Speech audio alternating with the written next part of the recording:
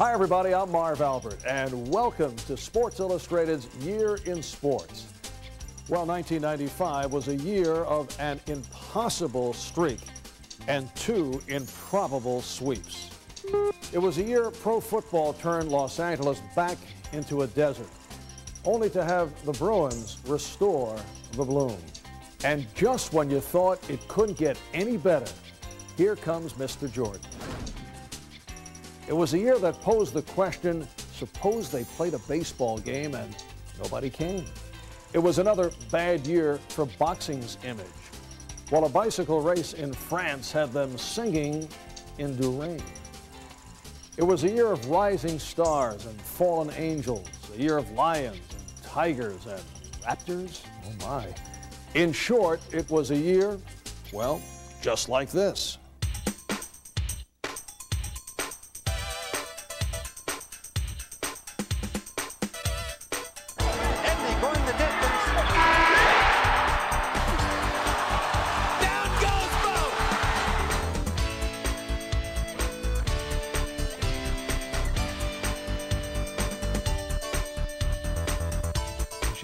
He's determined to go to the basket. You have to get out of his way.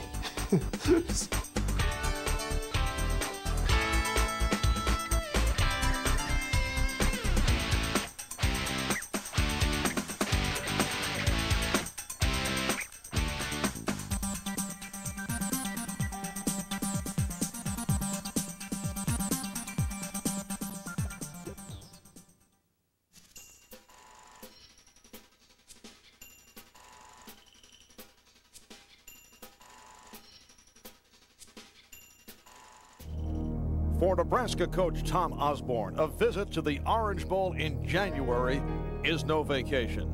If the locals don't ruin the trip, there's always a hurricane waiting offshore ready to do the damage. Tom Osborne has been very uniformly unsuccessful at the Orange Bowl. It's got to be the worst place in the world for him to go into. In a season dubbed unfinished business, Nebraska husked their first 4 opponents with little difficulty. But when a blood clot forced starting quarterback Tommy Frazier out of the lineup, backup Brooke Behringer led the Cornhuskers to an amazing undefeated run and a year of close calls for anyone who strapped on a pad. On its way.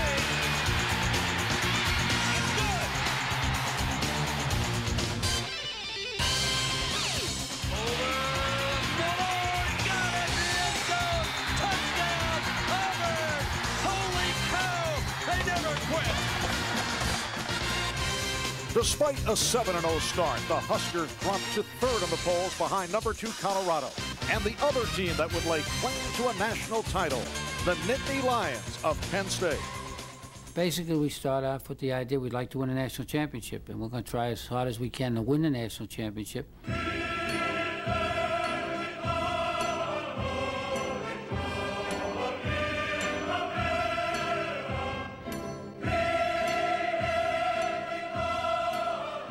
Back-to-back wins over Indiana and Illinois clinched a Rose Bowl berth. But no matter how loudly the Lions roared, they remained number 2 in the country. After we beat Michigan, we was number 1. Then we beat Ohio State 63-14, and we dropped a spot in one of the polls because Nebraska beat Colorado. And I think the whole year they were building up Nebraska to be this great team. The whole year, politics. And that's all it is. Tom Osborne's dubious reward for his 12-0 season, a trip to the Orange Bowl, the scene of so many disappointments, including last year's near miss. The game with Florida State the year before had been helpful because certainly Miami last year was no more talented than Florida State had been the year before. So I think in a way it served as a very powerful springboard for our players.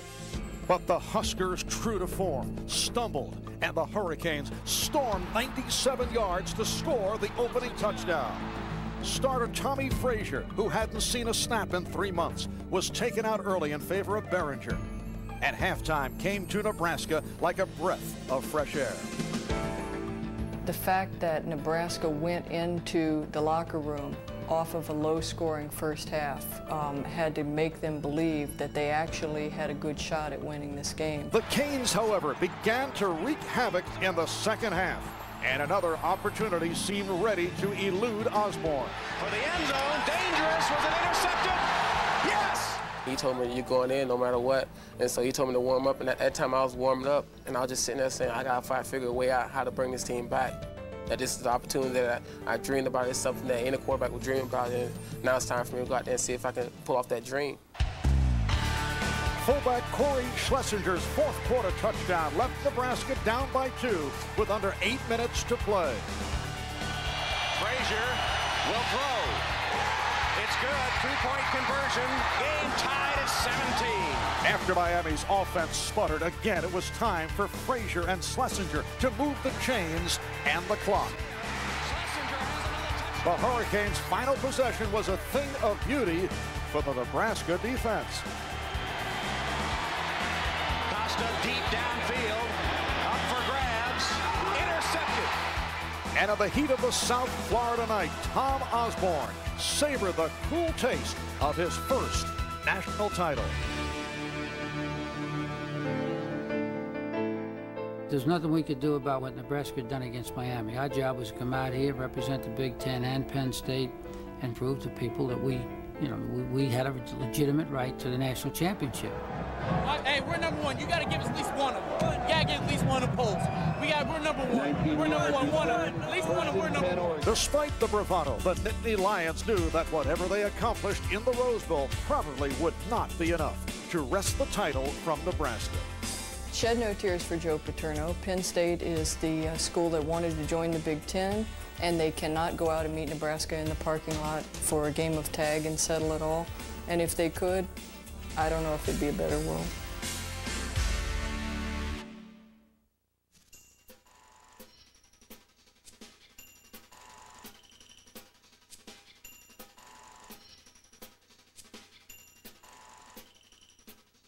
There's such a deep affection for Joe that so many people couldn't deal with his loss. Steve's career in so many ways has been just trying to get out of Montana's shadow. The San Francisco 49ers know all about shadows. For 2 straight seasons, they found themselves eclipsed by the Dallas Cowboys in the NFC Championship game. And for Steve Young, there was the lingering shadow of Joe Montana's legend. In only the second week of the 75th NFL season, Young faced Montana for the first time since their famous separation. And Montana to throw, all alone, Valerio. Nobody followed him. To the big noise, and Young's going to get nailed in the end zone. Safety. And the student would bow to the master once more. The stories were no less compelling around the rest of the NFL, starting with Miami quarterback Dan Marino's amazing comeback from injury against New England's talented young quarterback Drew Bledsoe. Bledsoe off play action, back, fires wide open. The Patriots regain the lead. Shotgun, Marino throws deep downfield. It is caught by Fryer. Yes! Touchdown! Touchdown Dolphins! And the rush to postseason glory continues.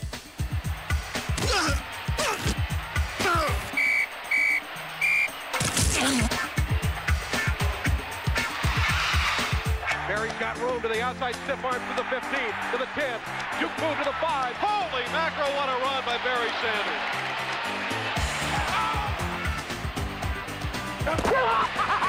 Hell yeah! Hell yeah! Hell yeah! The postseason began with a duel of icons as Montana and Marino met for only the 3rd time in an AFC wildcard game that saw the Chiefs lose their grip. Anderson in motion to the left side. Handoff to Marcus Allen. Try in the middle. Then he bounces out to the outside. He's to the 40, and he's down to the 35. Michael Stewart trying to tear that ball out of there. The Dolphins say, hey, yes! He's got it! All that was left for Montana were the memories. His official retirement coming in April.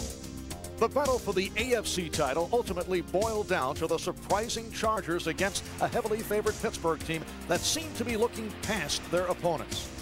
But Junior Seau, suffering from an injury that rendered his left arm ineffective, played the game of his life.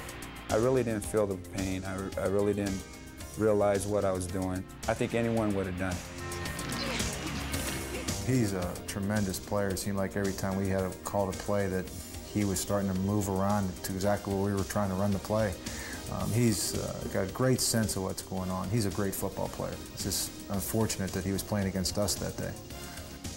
Neil O'Donnell on a 4th down play to save the season to throw. Fire down! It was placed out at the goal line by San Diego! As expected, the NFC Championship came down to the 2 best teams in football.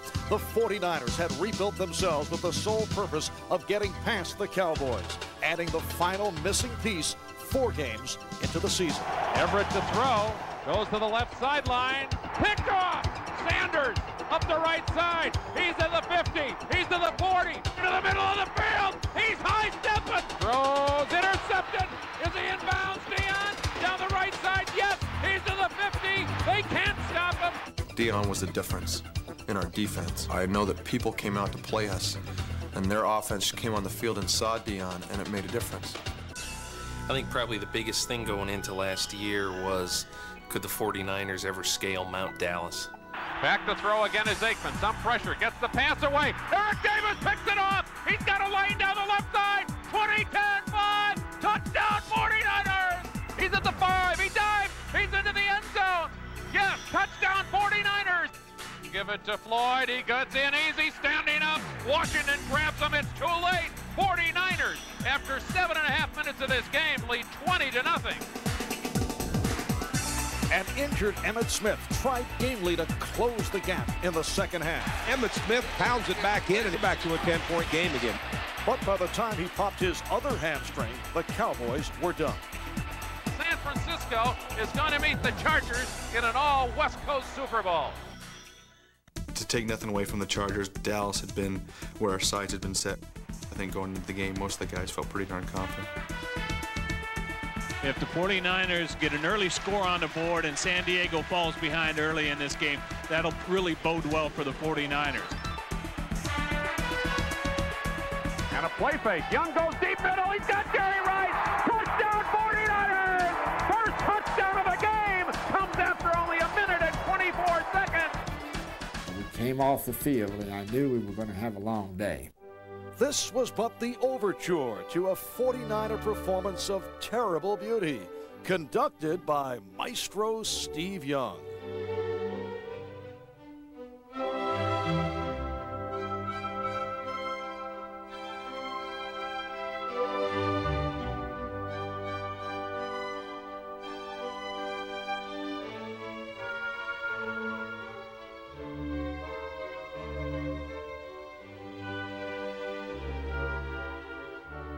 There were certain things that had to be accomplished, and we really didn't get accomplished any of them. Young's Super Bowl record performance earned him MVP honors and the chance to disperse once and for all the darkness of another's legend. It goes to show you, if you just keep playing, sooner or later they'll hand you a trophy. And then you hug it as hard as you can.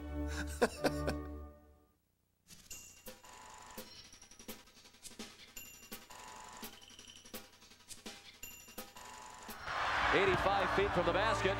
Point 3 from the corner, no good. UConn has won the national championship.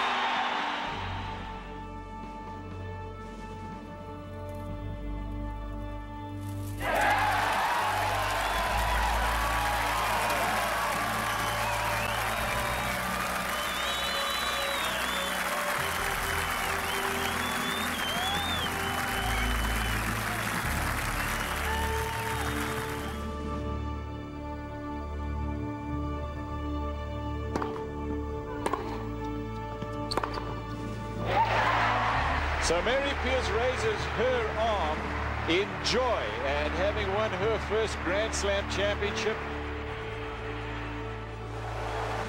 It's Michael Johnson supremely coming through to take the title by 10 meters from Butch Reynolds, at the time the second fastest ever run.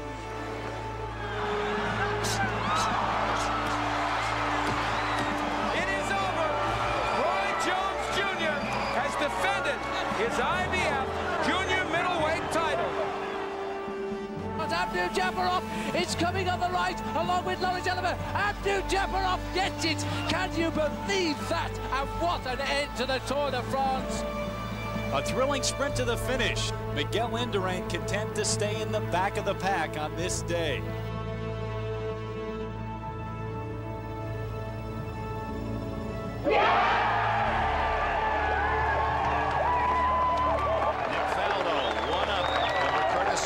And Faldo has assured the fact that the USA can't win.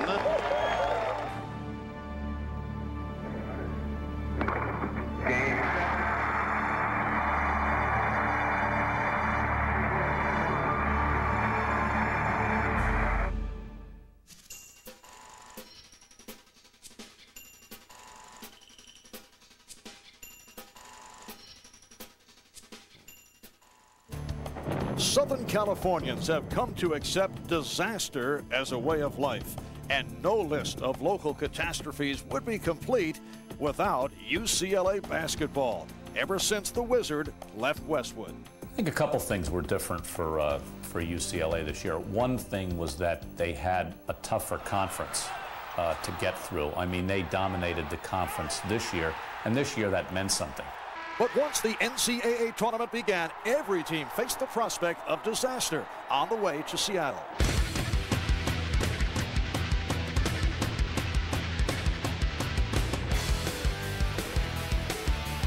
Let's play like if we lose, we're going to the electric chair. We're not going to be militaristic. We're going to be in a very fastidious mood. Now, back to the game. One last try for the Bruins of UCLA to get into the Sweet 16. Edney going the distance. I knew he would take it to the rim because they would not foul him. And I'd never seen anybody in 4 years block his shot. At the exact moment Tyus Edney was saving UCLA's season, the defending champion Arkansas Razorbacks were facing their own near-death experience. Jackson got a chance. He gets it off. It could be good. Arkansas survives. The Hogs faced Dean Smith's Tar Heels in their return to the Final Four, where Razorback Corliss Williamson poured in 19 second-half points. North Carolina went 13 minutes without a field goal, but Arkansas still had to scramble for the victory. And Arkansas is heading to Monday night for the chance to repeat. When I got to the final after beating North Carolina, my only worry was, do we have one left in us? If we got one left in us, we're going to be national champs again. In the other semifinal, all eyes were on Oklahoma State center Bryant Big Country Reeves. Every time I looked on the floor when they would score, Bryant Reeves was looking around, and here he's coming, you better start running. UCLA managed to rein in Big Country in the second half, and Tyus Edney led the offense to victory. The Bruins celebration was cut short by the news that Edney had hurt his wrist. When Monday night arrived, Edney took the floor, but the Bruins knew they'd have to win without him. Before the game, I knew he wasn't going to be able to play. I was sick. I did not want to go on the floor. I did not want to even play the game. I really believed we had no chance. Sophomore stand-in Cameron Dollar came up short almost immediately. And this pickpocket right away on Dollar, and McDaniel lays it in. But Dollar settled down, and the UCLA defense began to assert itself. Even Corliss Williamson was held in check, met at every turn by Bruins center George Zedek and friends.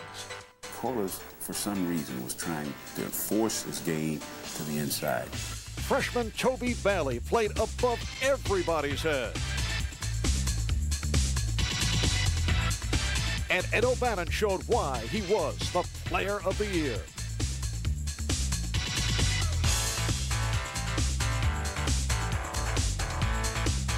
In that particular ball game, Ed O'Bannon was the man of the hour. Each time UCLA built a lead, Arkansas stormed back, but the pace of the game began to take its toll. I think the longer we played, it seemed the weaker we got. We had gone down the floor about 2 or 3 times, both teams, without scoring. And at that moment, I was a little concerned. I thought that if we could hang around, then that's that stigma of, boy, Arkansas, here they go. They're going to luck out again. But in the final moments, the Bruins stood up to the Hogs. under John Wooden's approving gaze, ending 2 decades of frustration. Make no mistake about it, it was a major victory for Jim Harrick. As big a victory, I think, as any coach had scored in the last decade in the NCAA tournament.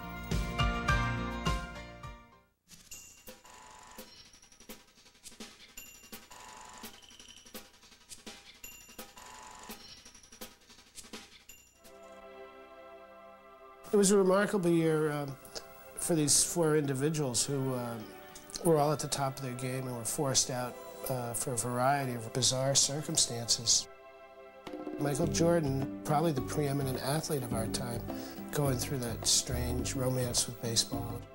Monica Seles suffers a superficial knife wound and disappears off the face of the earth for 2 years. Tyson, of course, left to go to prison. Lemieux is the most sympathetic of the comeback figures of 1995. The Hodgkin's disease victory was very inspiring, but it may very well be his back that limits his playing time real severely. To confront something as potentially devastating as cancer, it's easier for an athlete because their whole lives, they have this mindset, the good athletes, what do I need to do to succeed? Give it away to Lemieux for the shot. It is in, a score! A very sympathetic departure and a very sympathetic return. Much more so than Michael Jordan or than Monica Seles or certainly than Mike Tyson. I think the Michael Jordan return is a return that was clearly the most charismatic and compelling of all comebacks, in my lifetime. Off the spin! I think Michael Jordan just lives in a crazy world. He lives in a world that few people live in, like Madonna and Prince and Michael Jackson. And I think he had wearied of that a bit and was trying to maybe find a respite somewhere. And I don't think he really did. Pippen to Jordan, pull-up jumper. Michael Jordan time! It may be very hard to root for a corporate zillionaire who's trying to run the Players Association, but it's not hard to root for somebody who can fly. The key factor that separates all these people is the age of Monica Seles. You notice that old people drive very slowly, and I've always said it's because they've seen a million bad things happen in their lives. So she's young and she saw one bad thing, but she hasn't seen a million. Game, set, match, Seles. She's back, kids. She certainly took 0 time to get back to the top of her game, or very close to it. But obviously it did say something about women's tennis, that someone away that long could breathe through the tournament, and I have no doubt that the next Grand Slam tournament, I would pick Monica Seles. For every yin, there's yang. And for every, courageous return, there's also maybe a scurrilous return. You may feel that Mike Tyson is not a tremendously admirable individual, but that doesn't mean that he's not a beautiful boxer to watch. Mike Tyson believes he did nothing wrong, which, just gives me a chill. He's not only shown no remorse, but for some reason, and I don't understand this, he's gotten back with the same predators that he was with before he went in. I also will confirm that Don King will continue to promote my fight.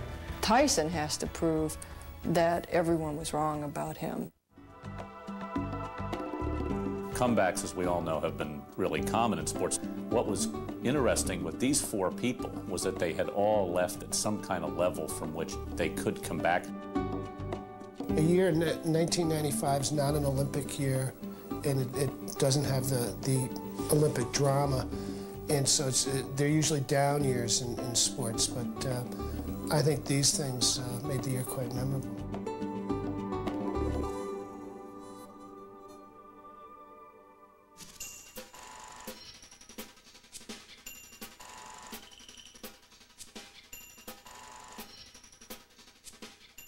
Matteau swoops in to intercept. Matteau behind the net, swings it in front, he scores! Matteau! After a heartbreaking loss in '94, the New Jersey Devils had to wait through yet another labor dispute for their shot at redemption.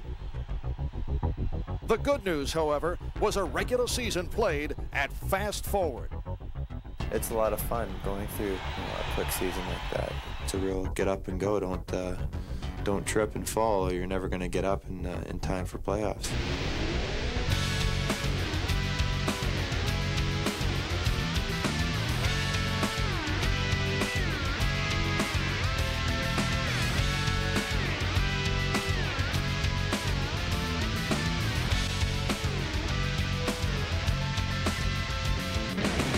It was a season that saw its Euro stars on the rise and Gretzky on the wane. It was a season that the Devils wanted so badly and almost squandered.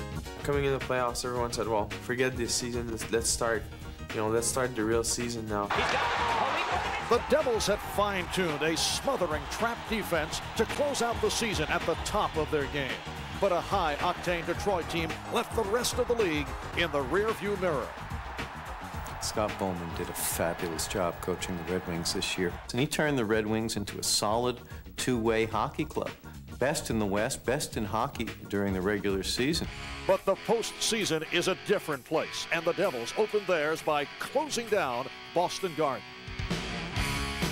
Jaromir Jagr and the mighty Penguins were the next victims of the Devils' wrath. Over in the West, the Red Wings avenged last year's embarrassing first-round loss to San Jose to set up a contest between two of the NHL's oldest rivals.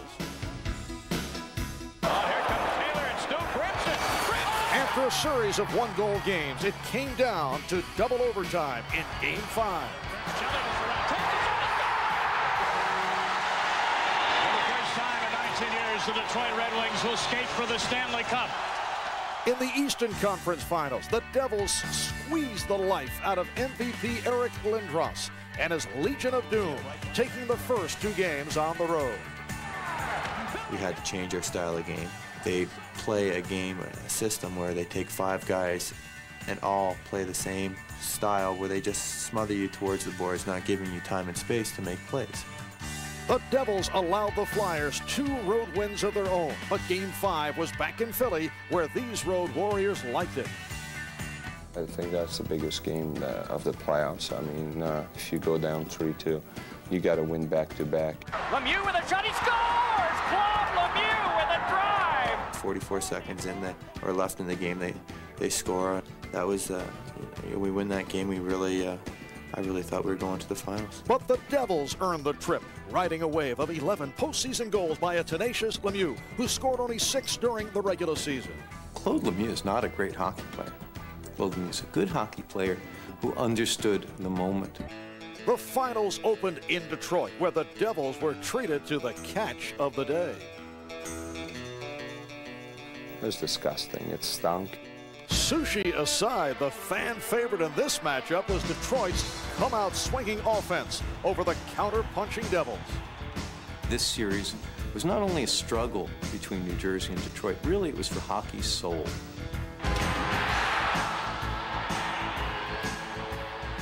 I think we surprised them in Game 1, and after that, they didn't know what to do, and we just kept on going and just played well. With Detroit leading 2-1 in Game 2, the Devils came to life. He shoots, big rebound, score! Lemieux continued his scoring assault, and Brodeur barely broke a sweat in Game 3. And in Game 4, the Devils skated to etch their names in history. Walston again, Freeland all alone in front, score! The Devils win the Stanley Cup! And in typical New Jersey style, they celebrated in a parking lot.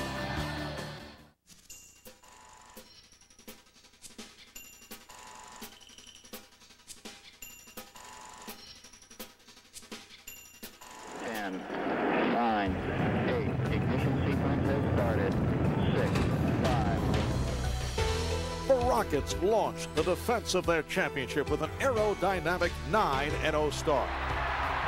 Boy, this Houston machine is working on all cylinders. But just as quickly, Houston drifted from orbit to obscurity. Houston, we've had a problem. With the Rockets lost in space, it seemed as if everybody had a chance at the NBA championship.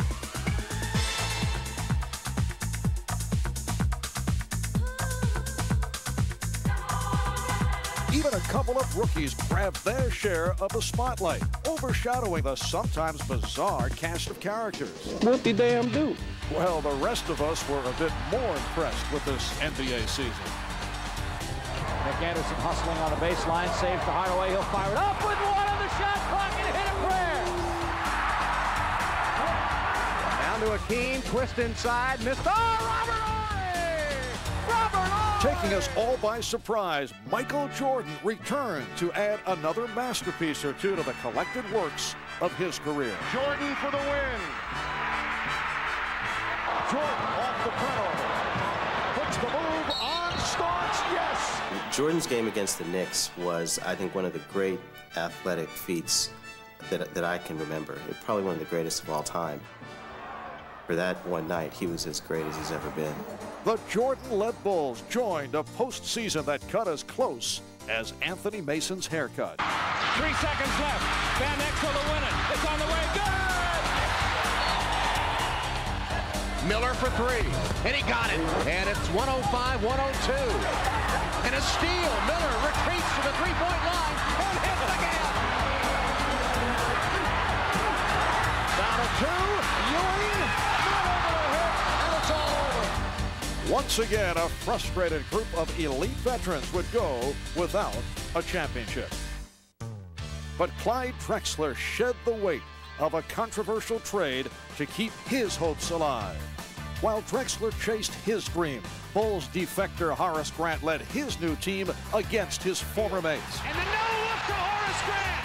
Horace Grant, the catch, the cut. Orlando's success continued against Indiana, despite coming up short in one of the wildest finishes in recent memory. Backs it up to go now against Dale Davis. Here's Brian Shaw for three. Miller taking the shot and hitting. Hardaway, down to three. Here is the three-pointer. Yes! With 1 3/10 seconds to go. Gotta be a catch and shoot. Here it is. Smith with the catch and the shot.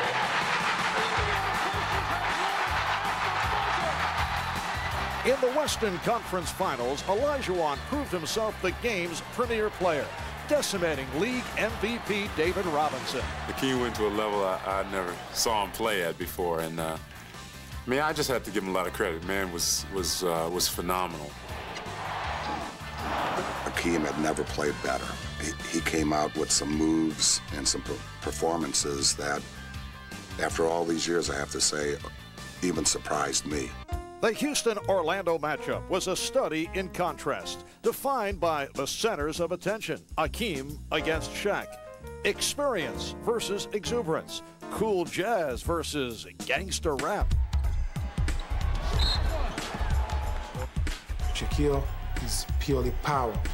Strong, you know, where if he's determined to do something, if he's determined to get a rebound, there's no way you can stop him. And if he's determined to go to the basket, you have to get out of his way. Down by 20 points in Game 1, a trademark Houston rally brought the Rockets within 3 with seconds left. There were so many tests of character. There were so many times we were hanging from a branch, so close to elimination. But it all came down to this tremendous belief we have in ourselves. But Nick Anderson had a chance to put the game out of reach for Orlando. Anderson missing on both, but gets to the rebound and again draws the foul. And another miss by Nick Anderson. And he misses 4 straight. The Rockets take a timeout with 5 6/10 seconds remaining. He's tied the game at 110. Drexler puts the move on Anderson. The finger roll, the tip by Olajuwon. It really shook Orlando to lose a game like that, and it told Houston that the roll was continuing. I think right then, Houston knew it was going to win. Orlando had posed the question, why not us? Why not now? Over the next 3 games, each Houston player took turns providing the answer. While Olajuwon added the exclamation point with his 2nd straight Finals MVP award. I got to play against most of the all-time greats, Chamberlain, Jabbar, I have to say Akeem is right in there with all those guys. If not, on top of them, he has a chance to stand as the greatest basketball player of all time.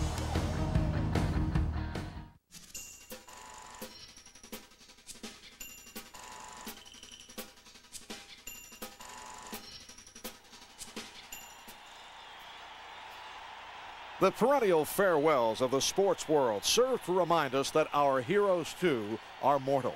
1995 saw the passing of icons, the retirement of a legend, and the final moments of a monument to greatness. The all-time Celtic fast break. Red, you begin with Tiny. Red goes to Tiny. Tiny. Into Gene Conley. Over to Losky. Don't take a charge, Losky. Over to Easy Ed. Easy Ed to Walton. Walton to Bailey Howell. Bailey Howell to Frank. Charlie Scott. DJ in the middle. ML. Don Nelson. JoJo. Over to Matt. Down to Sam. Tommy Heinsohn. No, Tommy. Bill Sharman. Sharman's thinking about it. He passes it up into Satch. Satch to Kuz. Kuz goes behind his back to Bill Russell. Russell to Havlicek. He stole the ball. No, he can't steal the ball. Get back there. Into Larry.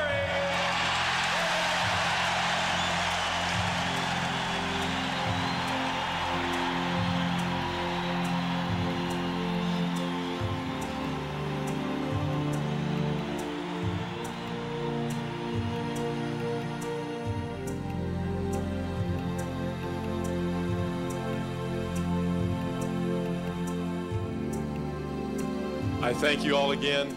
I've had a wonderful career. Thank you very much.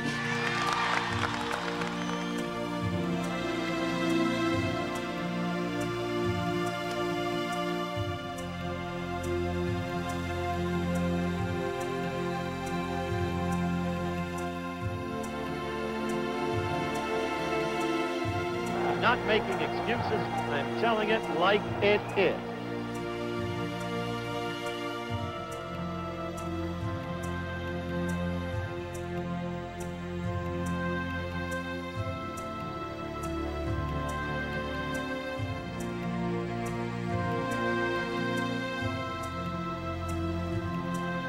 Just hope God has a place for him where he can run again, because God knows no one's perfect.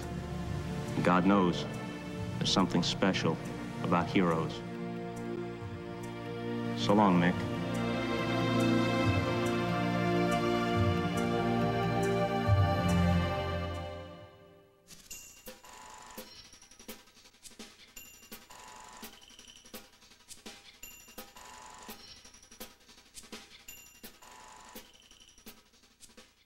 I think for years and years, people trusted baseball. They trusted the fact that October would mean a World Series. And baseball interrupted that last year. They took something away. Fans greeted the return of baseball with the yawn heard round the world. But those who stayed away missed a season that somehow managed a little bit of everything.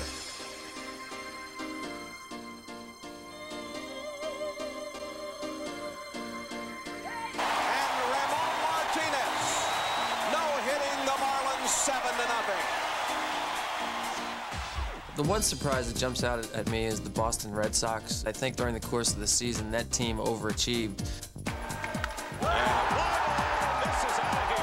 In the National League, I'd have to say the Colorado Rockies were the surprise team. Here they were, third year in existence, and they're in the postseason. I don't think any of us were really prepared for the Nomo mania from Hideo Nomo. I think that was a great thing for baseball. Prior All-Star game appearances, swinging the miss. I think everybody was glad to be back, and they were excited about what was going on, to be back on the field playing baseball. Hanging over it all was the threat of another work stoppage. And in fact, the game did halt once more, just long enough to celebrate a moment, and all that had been missing in sport. Ripped to left! Oh my goodness! He's done it again!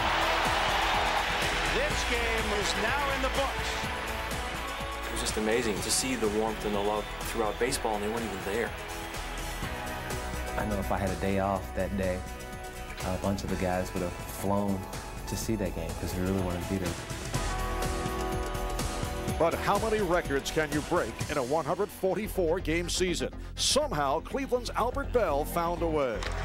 This could be it. He went on a home run tear the second half, and he just kept hitting them like it was nothing. And once he started, he didn't stop. The only player ever to get 50 home runs and 50 doubles in the same season. Incredible. Who knows what he would have done with another 3 weeks. While purists scoffed at baseball's shortened season, a new playoff format, without it there wouldn't have been 4 postseason spots secured or lost on the last weekend of the regular season. Missing 2 would have been moments like these. And here comes Soho! Swing! Oh man, Tony Pena sends everybody home. To Edgar Martinez, swung on and lined down the left field line for a base hit. Here comes Joy. He hit a ball down the left field line, and he hit it, and I just said, well, I got to score. It'll be late. The Mariners are going to play for the American League Championship. But pitching counted too. The Reds, after averaging 5 runs a game in the regular season, could manage only 5 runs total against the Braves. We never expected to sweep the Reds. By doing that, that gave us some confidence in itself. Also confident was the best hitting club in baseball, despite facing Seattle's intimidating big unit. It's tough against Randy Johnson. He throws so hard, and he's so tall and long. That's tough to decide if he's going to throw a slider, curveball, or fastball. And if it's a fastball, you got to get out the way. Whoa! But in Game 6, Johnson finally ran out of miracles. It was probably the gutsiest performance that we've seen from Randy because we knew that he didn't have it. And he scores! And the Cleveland Indians are in the World Series. From a fan's point of view, I don't think you could have asked for a better series. And the big question was, could Atlanta's pitching shut down Cleveland's hitting? After facing Randy Johnson, I don't mind facing anybody else. So it was the Braves against the Indians in a series both politically incorrect and frustratingly close.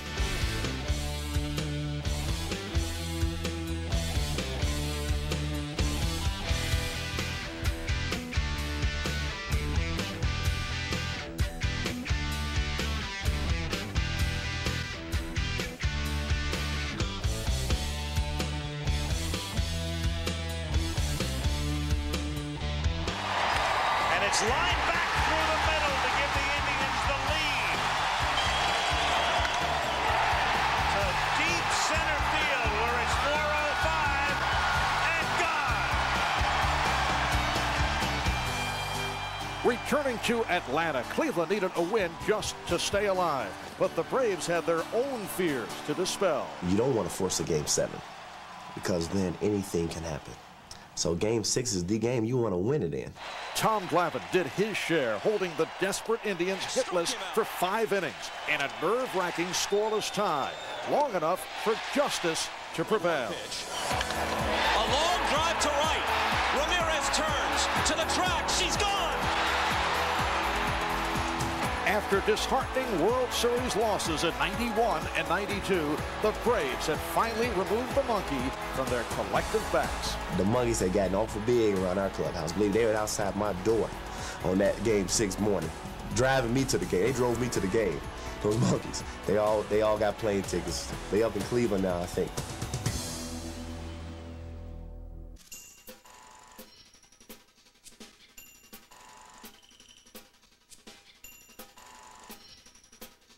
'95 gave us the Breathe Right nasal strip, cold sushi in the Stanley Cup Finals, and more labor strife than we care to remember. But 1995 also reminded us that while first place is reserved for winners, everyone else isn't necessarily a loser.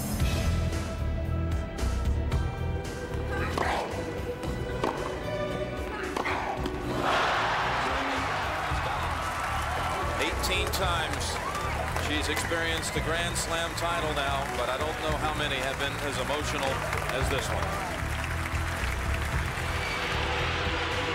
He takes the shot. Oh, that's going to go in.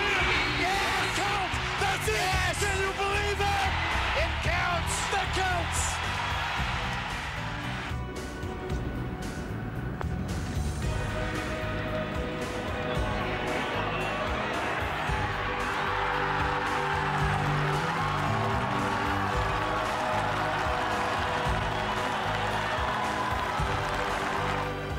0-1 pitch.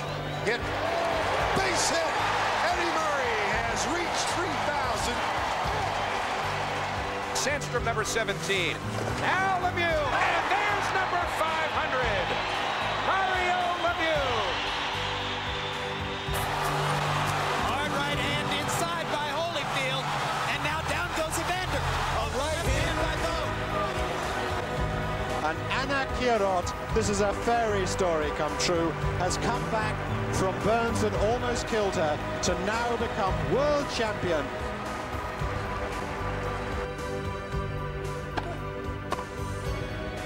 Pete Sampras, playing at a championship level, has won his 3rd consecutive Wimbledon.